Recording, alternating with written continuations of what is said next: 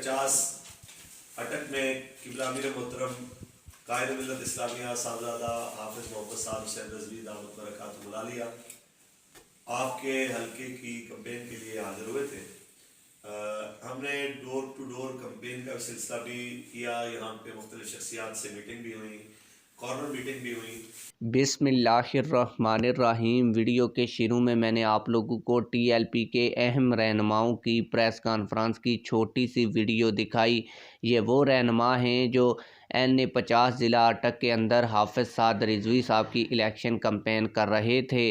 اس حلقے کے حوالے سے تمام تجزیہ کاروں کا کہنا یہی ہے کہ N50 ضلع اٹک میں حافظ سعد رضوی اور میجر طاہر صادق کی بیٹی ایمان طاہر صادق کے درمیان کانٹے کا مقابلہ جو ہے وہ متوقع ہے, اور یہی دو امیدوار ہیں. ان میں سے کوئی ایک امیدوار یہاں سے الیکشن جیتے گا. آپ لوگوں کو پریس کانفرنس دکھانے کا مقصد یہ ہے کہ کیونکہ جو لوگ اس حلقے کے اندر ورک کر رہے ہیں وہی اچھے انداز میں بتا سکتے ہیں کہ حافظ سعد رضوی صاحب کی الیکشن کمپین کیسے چل رہی ہے, باقی پارٹیوں کی الیکشن کمپین کیسے چل رہی ہے, اور خصوصاً اس حلقے سے کون الیکشن جیتنے والا ہے. کیونکہ وہ لوگ اس حلقے کے اندر گراؤنڈ پر ورک کر رہے ہیں, اور گراؤنڈ پر ورک کرنے والے ہی صحیح انداز میں بتا سکتے ہیں کہ یہاں سے کون سیٹ جیتے گا. میں آپ لوگوں کو تحریک لبیک پاکستان کے جو رہنما اس حلقے میں حافظ سعد رضوی کی الیکشن کمپین کر رہے ہیں ان کا آپ لوگوں کو پوری پریس کانفرنس کا پورا ویڈیو کلپ دکھاتا ہوں, جس سے آپ لوگوں کو اندازہ ہو جائے گا کہ 8 فروری کو اس حلقے سے کون الیکشن جیتنے والا ہے. لیکن ویڈیو شروع کرنے سے پہلے آپ لوگوں سے یہی گزارش ہے, اگر آپ نے ابھی تک ویڈیو کو لائک نہیں کیا تو ویڈیو کو لائک کر دیں, چینل کو سبسکرائب کر لیں تاکہ ہماری ہر نئی آنے والی ویڈیو آپ لوگوں کو بر وقت ملتی رہے. آئیے تحریک لبیک پاکستان کے رہنماؤں کی پوری پریس کانفرنس سنتے ہیں. الحمدللہ آج ہم نے N50 اٹک میں قبلہ امیر محترم قائد ملت اسلامیہ صاحبزادہ حافظ محمد صاحب حسین رضوی دامت برکاتہ بلا لیا. آپ کے حلقے کی کمپین کے لیے حاضر ہوئے تھے.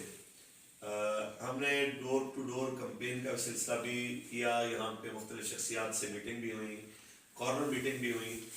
تو جس انداز سے ہمیں نظر آیا لوگوں کا ولولہ, تو ہمیں تو یہی صورتحال نظر آ رہی ہے کہ الحمدللہ قائد محترم کی فتح یقینی ہے. بس 8 تاریخ کو اعلان باقی ہے انشاءاللہ. تو باقی جو احباب جن تک میرا یہ پیغام پہنچے ان تک ہماری اتنی سی بات ہے کہ 76 سال سے سودی نظام کو پروموٹ کرنے والی جماعتیں وہ اقتدار کے اندر رہیں. جنہوں نے پاکستان کے ساتھ کیا کیا وہ بتانے کی ضرورت نہیں ہے. اب بھی جو آنے کی باتیں کر رہے ہیں کہ ہم نے اگر حکومت بنائی, پی ڈی ایم والے کہتے ہیں کہ 15 سال لگیں گے تب جا کے معاملات حل ہوں گے. خان صاحب کی پارٹی بھی کہتی ہے کہ 10-15 سال لگیں گے جتنا نقصان ہو چکا ہے. ایک رسول اللہ کا دین ہی ہے جو ان تمام معاملات کو ہنگامی بنیادوں پہ اور فوری طور پہ حل کر سکتا ہے. تو آپ نے اس ملک کے اندر سوشلزم کو بھی دیکھا ہے, کمیونزم کو بھی دیکھا ہے, ڈکٹیٹرشپ کو بھی دیکھا ہے. آپ کو چاہیے کہ ایک بار رسول اللہ کے دین کو تخت پہ دیکھیں. انشاءاللہ جب حضور کا دین تخت پہ آئے گا تو ہر مسلم عزت پائے گا. پاکستان کا مطلب کیا, دستور ریاست کیا ہوگا, اس قوم نے ہم فیصلہ کرنا ہے کہ قوم سودی نظام چلانے والے ان بار بار آزمائے ہوئے لوگوں کے ساتھ کھڑی ہے, قوم سلمان تاثیر اور اس کے حواریوں کے ساتھ کھڑی ہے, قوم مساجد سے سپیکر اتارنے والے اور ختم نبوت کے حلف نامے میں تبدیلی کرنے والوں کے ساتھ کھڑی ہے, یا قوم ممتاز حسین قادری اور اس کی کاس کے ساتھ کھڑی ہے, یا قوم فخر اٹک قبلہ امیر المجاہدین علامہ خادم حسین رضوی رحمۃ اللہ تعالی علیہ آپ کے نظریے کے ساتھ کھڑی ہے.